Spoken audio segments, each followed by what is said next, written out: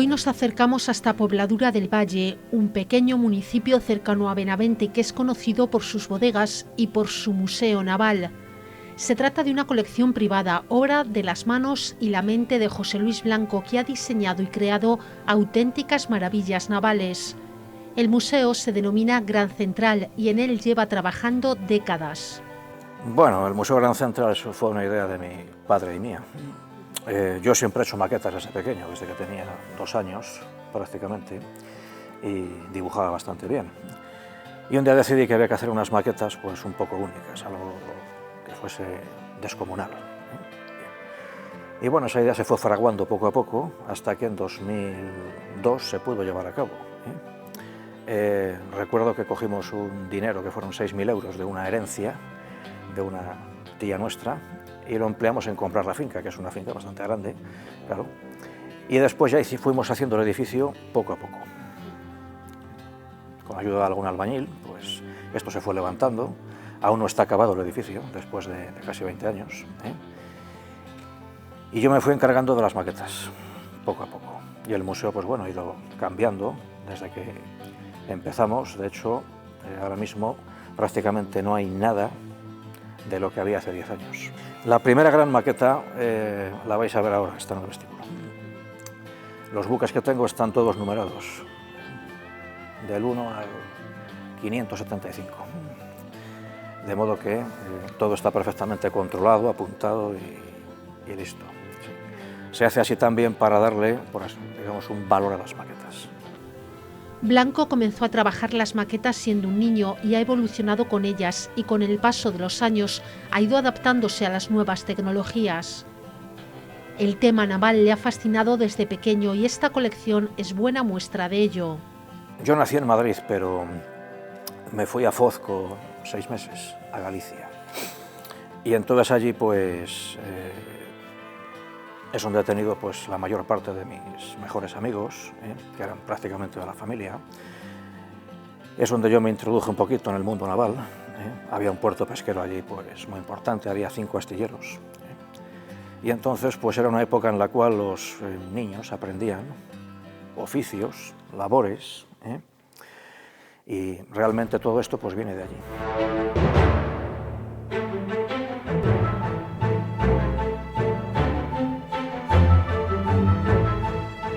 Nos acercamos a sus obras. Destaca este portaaviones, el USS Kennedy. Bueno, lo que tenemos aquí es el portaaviones USS Kennedy, una maqueta en escala 1,72. Es el portaaviones a escala más grande de Europa. Y el segundo también lo tenemos aquí en el museo, que ahora va a ser mejorado en condiciones. Esta maqueta tiene ya 11 años, pero hace 2 meses se ha terminado con ella respecto de una modificación bastante severa que ha consistido en instalarle unas 5.000 piezas fabricadas en 3D. Se dibujan en AutoCAD aquí en el museo y se fabrican aquí, todo aquí. Siempre procuro evitar injerencias de terceras personas, ¿no? Es una manía que tengo desde pequeño. Y el barco, como podéis ver, pues está bastante bien equipado. Se ha hecho un diorama totalmente nuevo y, por supuesto, lo que se está haciendo aquí en el diorama es la playa de Foz, la playa de Arrapadoira. No está acabado, pero veremos aquí los bañistas, veremos aquí pues al guardaplayas, la lancha de socorrismo y todo lo que hay por haber. Realizar un proyecto como este no es cuestión de días. Se coge el plano, el proyecto del barco, el proyecto original. Obviamente no te lo van a mandar entero. Te mandan lo que son las formas del casco y tal y cual. ¿Y quién te lo manda? De Estados Unidos. Si mucha gente me dice, ¿pero te envían eso? Sí, claro, por supuesto. Si tú lo pides, te lo mandan. No lo que tú... No todo, evidentemente, hay cosas que son clasificadas, pero las formas del casco, etcétera, etcétera, no hay ningún problema. Incluso hay muchísimos planos publicados en Internet, de acorazados y de buques de guerra que son perfectamente válidos. Claro. Y entonces, en base a eso, hay que hacer un proyecto en AutoCAD, un programa de dibujo bastante avanzado y bastante potente. Solamente la planificación de este barco puede llevar como 1 mes y medio. O sea, es bastante caro. Bien. Todos los planos que mandan de Estados Unidos vienen en pies sin pulgadas. Entonces, eso. no importa porque se viendo una medida, simplemente en el AutoCAD lo escalas y ya haces el proyecto íntegro. Sacas los patrones, igual que hacer un barco de verdad, sacas los patrones y sobre eso ya cortas las piezas. Bien, ahora los detalles ya se van a hacer con la 3D. ¿Por qué? Pues porque los detalles pequeños, eso se hace cuando uno es joven. Claro, tienes la vista bien y tal y cual, ya pues no tienes la vista ya en condiciones, no tienes mucho tiempo. Si sabes dibujar bien, te lo hace la máquina y llegas a un nivel de detalle importante, porque podemos ver incluso remaches del barco, podemos ver cosas que haciéndolas a mano sí se podían hacer, pero costaba muchísimo trabajo y muchísimo tiempo. Es igual que un barco de verdad, todo empieza en una línea y sobre esa línea vamos levantándolo. Definimos la escala del barco, por ejemplo, vamos a hacer un portaaviones, ¿cómo queremos que sea de grande? Bien, entonces vamos a hacerlo lo más grande posible, pero que a la vez sea también manejable hasta cierto punto, o sea, no vamos a hacer una cosa que no entre en la nave. Bien, pero entonces ahí llegas ya a lo que llamo yo el equilibrio, y a partir de ahí ya se empieza a hacer todo lo que hemos dicho antes, la planimetría, y siempre desde abajo hacia arriba, en lo que es el casco, obvio. No obstante, si se dibuja bien, puedes empezar por donde quieras, porque al fin y al cabo es un puzzle. Vale. Entonces, si el dibujo está bien hecho, el puzzle va a encajar a la primera. Por tanto, puedes empezar por donde te dé la gana. Si te es más cómodo empezar por hacer la isla, pues la haces y se acabó. Es una cosa, pues no tiene ningún problema. El dibujo es la clave de esto, la paciencia no vale para nada. Esta maqueta se hizo en 90 días, cuando se hizo. Pero la modificación ha llevado 5 meses y medio, porque ha habido que barrer todas las piezas obsoletas de la maqueta, dejar el barco prácticamente pelado, arrasar todo el diorama que tenía y dibujar todas las piezas que lleva nuevas para fabricarlas con la 3D. Entonces todo eso lleva pues, su tute. Los aviones son de compra, son kits que vienen, digamos, despiezados y tú los montas, ¿de acuerdo? Vale, pero voy a empezar a fabricarlos con la 3D, porque aquí pasa lo de siempre, en las tiendas de modelismo pues nunca hay asistencias suficientes a veces, es normal, es que también es una afición que a veces ya va pues en picado.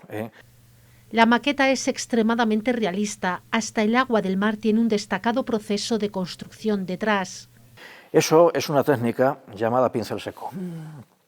Veis que parece un difuminado, sí, pero no lo es. O sea, solamente está hecho con brocha. ¿Cómo se hace? Primero hay que echar fibra de vidrio para hacer lo que es el relieve del mar. Vemos el relieve y le hacemos con la agresividad que queramos. Bien, la fibra de vidrio se queda, una vez que lo das con la brocha, se queda con la forma. Tarda en secarse 24 o 48 horas. Bien. Luego le das una pintura de Titan Lux azul, una capa. Y después se hace lo siguiente, se coge el Titan Lux blanco, brillante, bien, coges el pincel o la brocha, lo mojas, lo secas con un paño y lo das rápidamente por encima de la superficie rugosa, de modo que esa pintura blanca se queda solo en los resaltes. Si te pasas, le das con un trapo. Y otra vez, y otra vez. Donde tú quieras que eso sea más agresivo, le das un poco más, como es el caso de la estela del barco, pero es una técnica muy bonita y evitas andar con aerosoles, con aerógrafos y con cosas que son pues tóxicas hasta más no poder.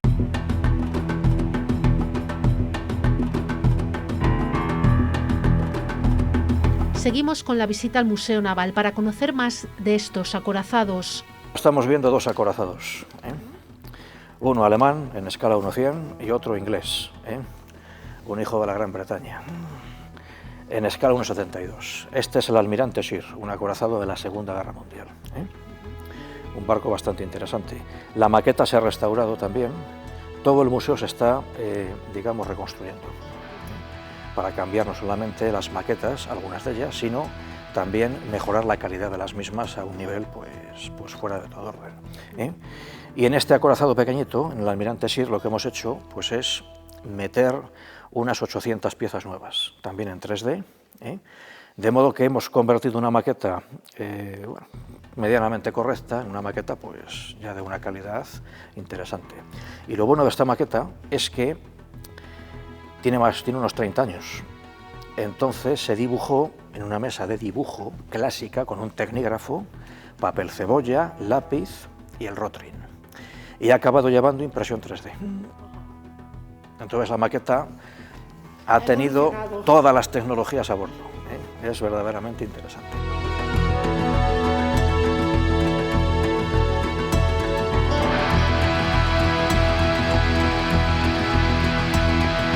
Y luego después el acorazado inglés, lo tenemos aquí, el King George V de la Segunda Guerra Mundial. Era el barco insignia de la flota británica, de la flota metropolitana británica, mejor dicho. Lo fue durante un tiempo.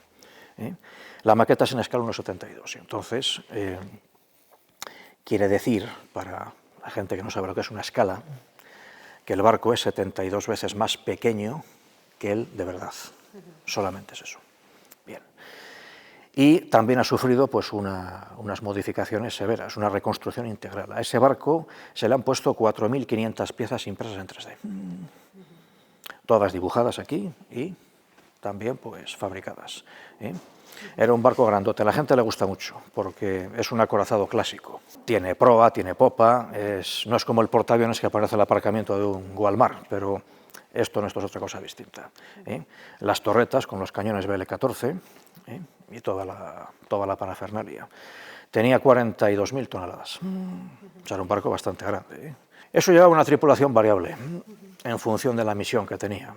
Normalmente llevaban pues unos 2.200, 2.300 aproximadamente. Un portaaviones lleva entre 5.000 y 6.000. Ahora menos, porque los buques ya se han automatizado más, entonces cada vez hace falta pues, menos tripulación. Y los portaaviones con el tiempo van a acabar llevando drones. El KG-5 participó en el hundimiento del Bismarck. ¿El KG-5 es ese? Sí, el acorazado inglés. Junto con el acorazado Rodney. Bien, fue la operación, digamos, más relevante de su carrera. Escoltó convoyes a la Unión Soviética, también estuvo en el Mediterráneo y también estuvo en el Pacífico. Correcto, entonces fue un barco muy utilizado.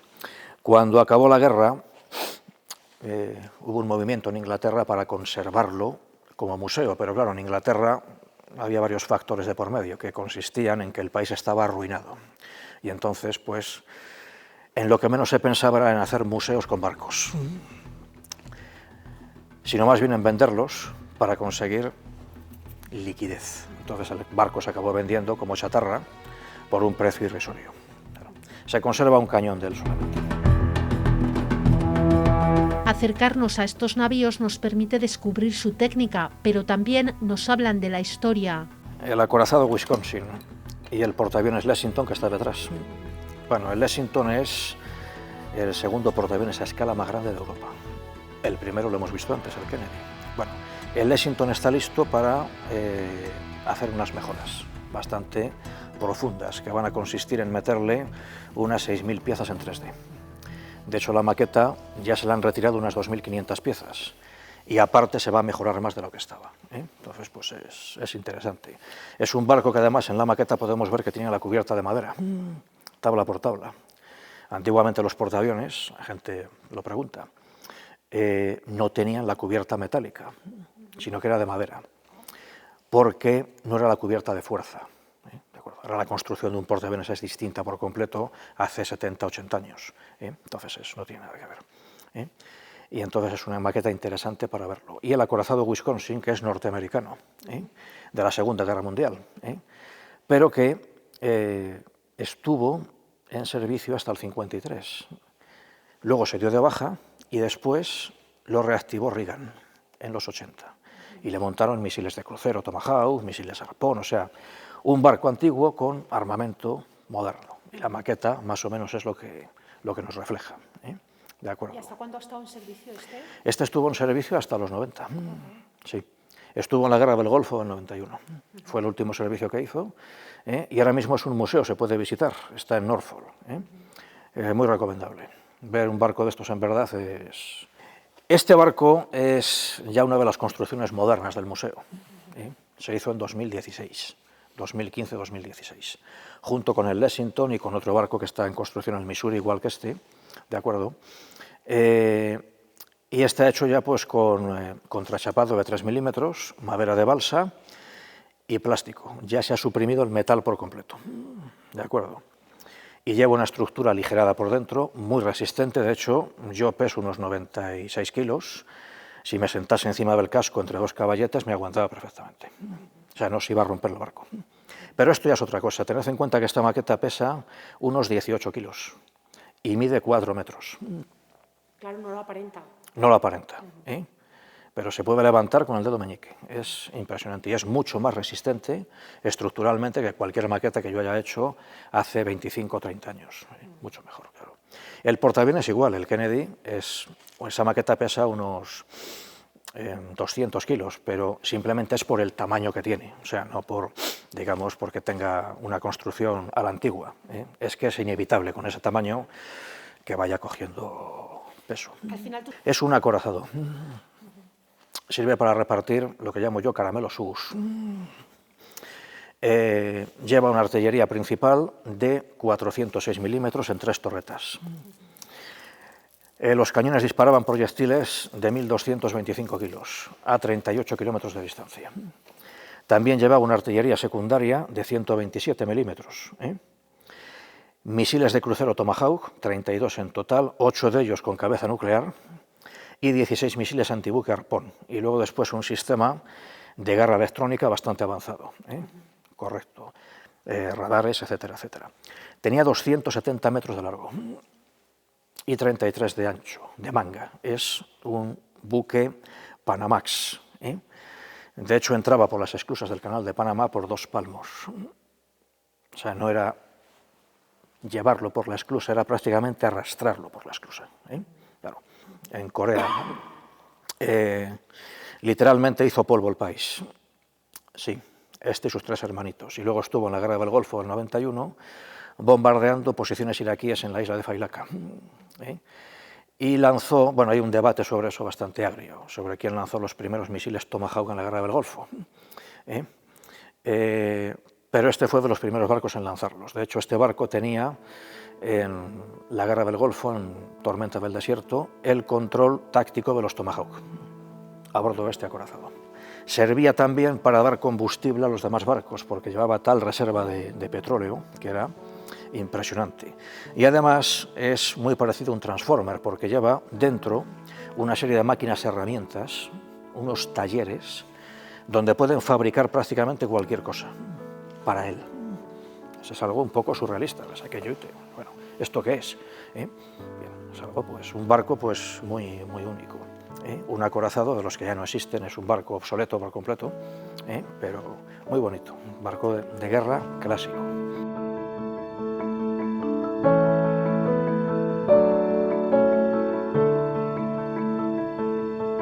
A la entrada del museo podemos contemplar una de las primeras obras de José Luis, el Britannic.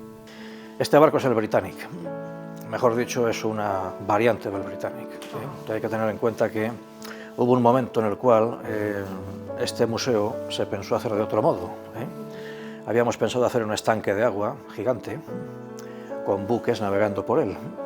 Vale, pero eso en cuanto se analizó, se vio que no era viable, principalmente porque tenemos un clima aquí que es fantástico, tenemos heladas hasta en el mes de junio, entonces pues no se podía hacer una cosa que se iba a usar al año 2 meses.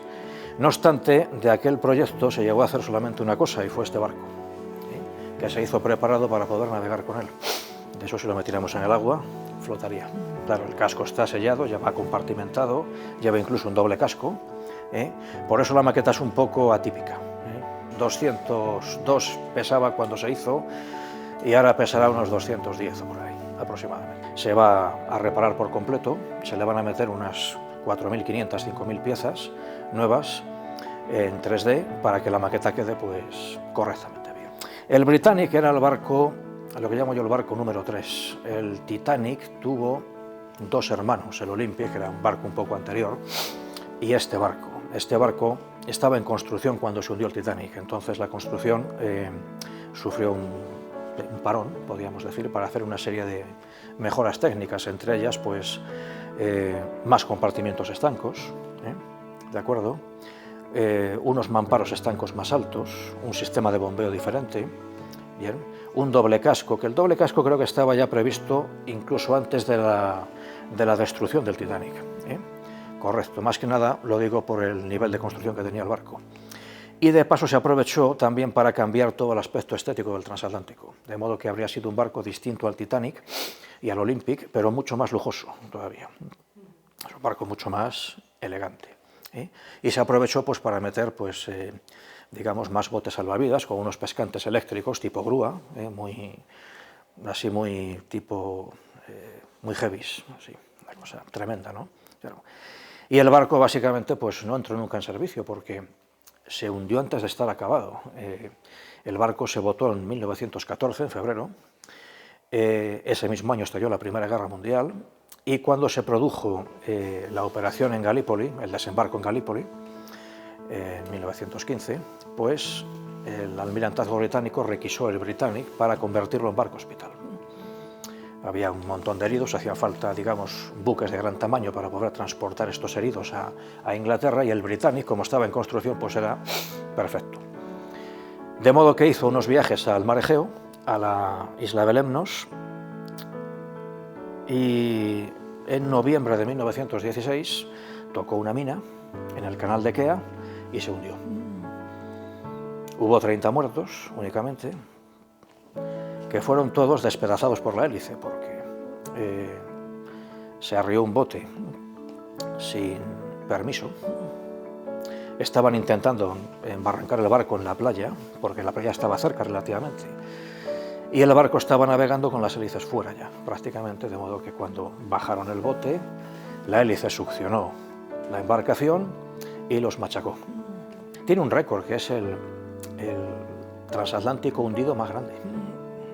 Más que el Titanic, era mayor que el Titanic, entonces pues realmente es el transatlántico más grande que se ha hundido.